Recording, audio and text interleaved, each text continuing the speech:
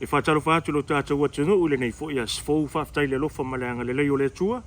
Ua fwai foi le soifua lau le lei, ia il pa ia mana mamalo so tātou atunu, ai maiso so mātou wala lewa tātou au lia mai ai ia le nei fo ia sfou. Lewa maua ia le whātasinga le tātou Paul Kalame, ia ma le sunga i le li whaia o ngaulo le tātou au taito fitu o le manu Samoa, whaasauni atu i tālonga alo olimpeka lua whelua sumalwhai wharani, ia le sunga ia mule angatele Brian Lima. Ma rolo soi fua i lau a whionga mule angatele, ia polau sunga fo i le li whaia o le tātou au.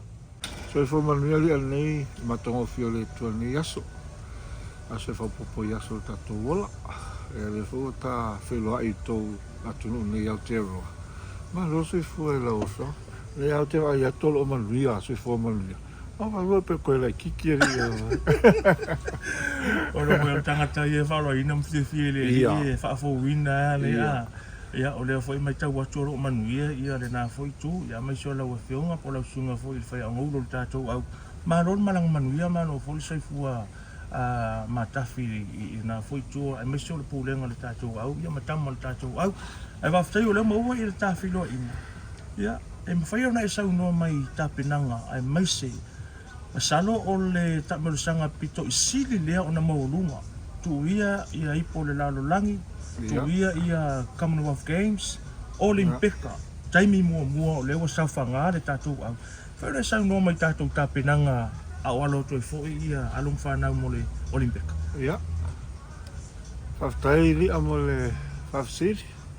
Ia lewa sau noa tonu lava i le tulanga fo i leo whaatumtumunga o tālonga lalangi o le Olympics. E lei ala vase si tālonga i lunga atu le Olympics. E si di atu le Olympics lo le World Cup o se si lava tālonga whaatumtumunga o tālonga lana. Lewa sau noa tonu ia. Ea, mantua fo iso se tālonga lava team sports, individual sports, ka i whakau sanga o kāpenga.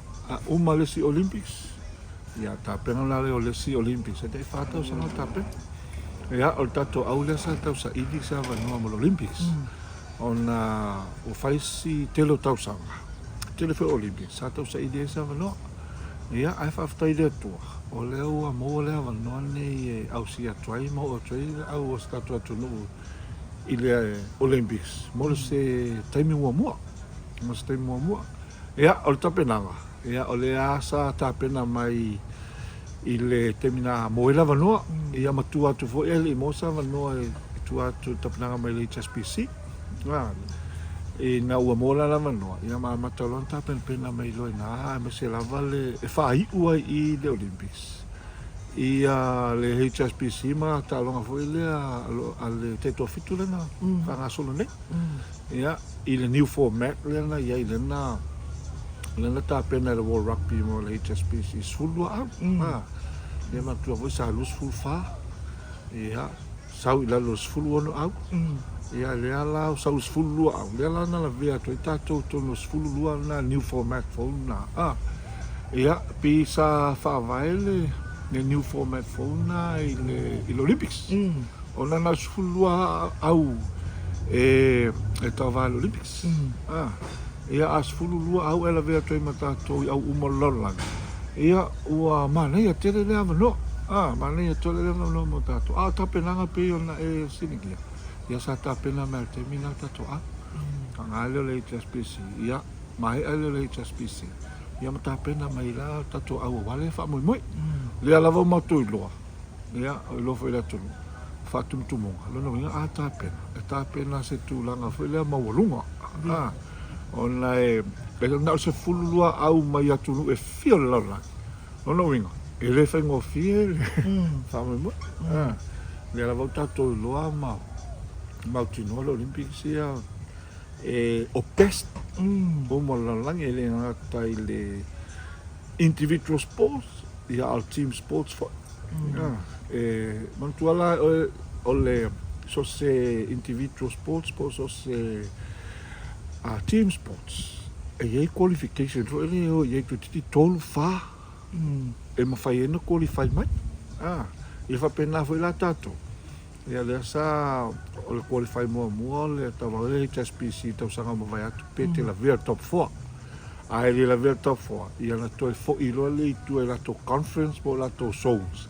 to sa ili mai ai conference lana le na to fo e tato le tato i lo siana le na qualify me tato a le na ve to no sfulu lua le fit le to fit ya ale tapenanga ya tato no ele tapena tapelanga e fa ato su lo numero le to fit e tapena lava ina ia tau vai lunga os fa mo o sta topine o me o mai na tau fai tau sinio o mai e flix e ma team sports ina i ausiale mo se pine mo le fa mo al tapenanga ia o tapena o tato au tapenanga mo lunga ia wale fa mo salo peto lu peto vai so lumana o le sa no le olimpika le fa tumtumunga le o talunga umala vai le lalo langi ai me se o le tai fa tau sanga ma fai o le fa to asau le tatou au i le olimpika o se le koti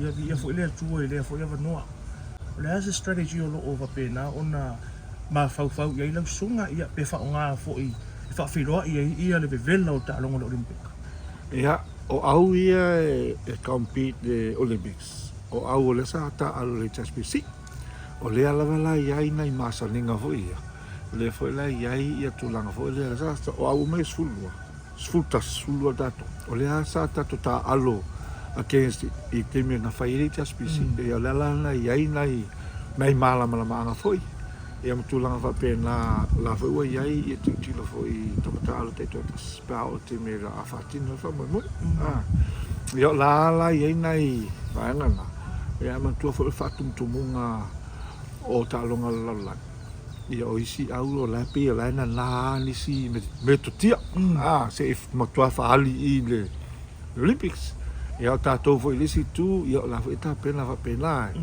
ia foi nisi vaenga le lei taua ia fa nga le Olympics al fa mo ia te tauana ma lo talonga mo pio talonga mua al talonga po ai ale au e ta alo talonga mo e tauana malo wai malo lo talonga e mal now will take one game at a time a kawang malo talonga mo ia na fanga solo mai dia ala ma al talonga mo ala te lo foi ole e mo for now au ma ena ia maluia talonga mo ala va fa mo man tu fo o te tofitu le e fai le tournament te tofitu e le opening le e le tatalaina aloa ia le faululunga talonga la e le opening le Olympics ia no inga la tauna matua e tapena le tato au mo a me se leva talonga mo le i le Olympics e ta alu mo le tatalaina le Olympics official le fa mo Whaftai mulanga tele. Lea ua e saunoa i le se gold foi lea le tatou au. Ina ia manuia le talonga mua. Talonga ma Australia. Tala malaya i fo le tatou atunu. Talonga mua na mana le tatou pitu olimpika. Lea la tala malaya i le tatou manu Samoa Sevens mala umalo se Australia. Lea se moi mitinga o lea se tulanga o lo ofia au sia. E le tatou manu Samoa Sevens polo olimpika lua fe lua sumulfa.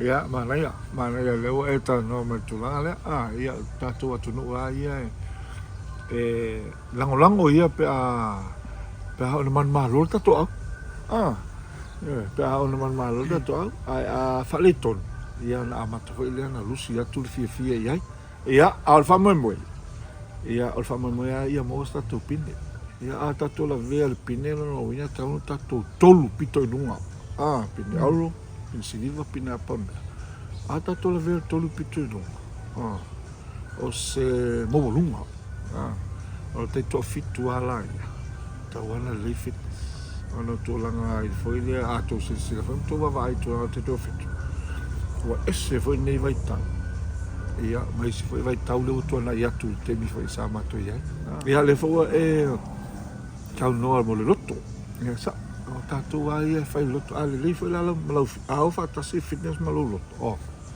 ke loa la ke le se kula o pe ka ko fai loko ai lo mal fitness ko ia fa o lua o ma ngai ke ia fa tai muli anga mo lo noa ia e sauno ia mo sauno nga fai ia fengta fu ia tapo inga tu ia su tatu tu Samoa ia o matou nei nu sila e fia la tap po tatou au mai sona al fai va toi mo olimpika lua fe lus mo fa ia o tatono le lao nei e to tau sanga toi le malo sta tonu ana stai mo nei wa sia toi tatou te to fitu le fa mo fa tumtumunga talonga uma langi ia tap po mai ia tatono folo no fo talom tap po mai ia o ta pena o sa una toi le tatou au te to fitu al fai va wale fa mo tapua e al fepo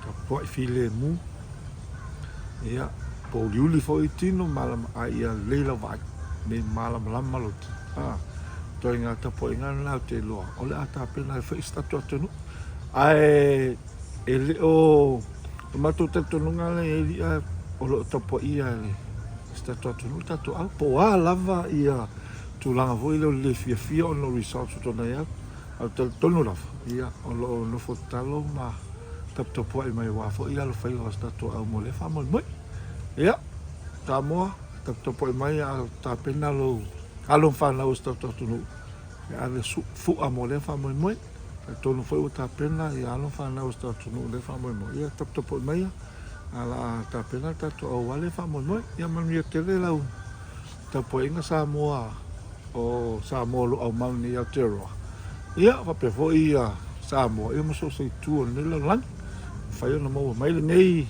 fa tatalanga male a fionga nei o pule nei Aotearoa o le fa talonanga le na ma le sunga le fa ya onga ia muli anga tele Brian Lima o le au tai to fitu ale manu Samoa Sevens fa saune tuai mo le olimpika lua fe lua sfuman fa manu ia tele ia toenga ile nga tai leo lava singa o to toile nei ya solo fa tu mo e Samoa lia mana ia mai malu ali fa soi foi ia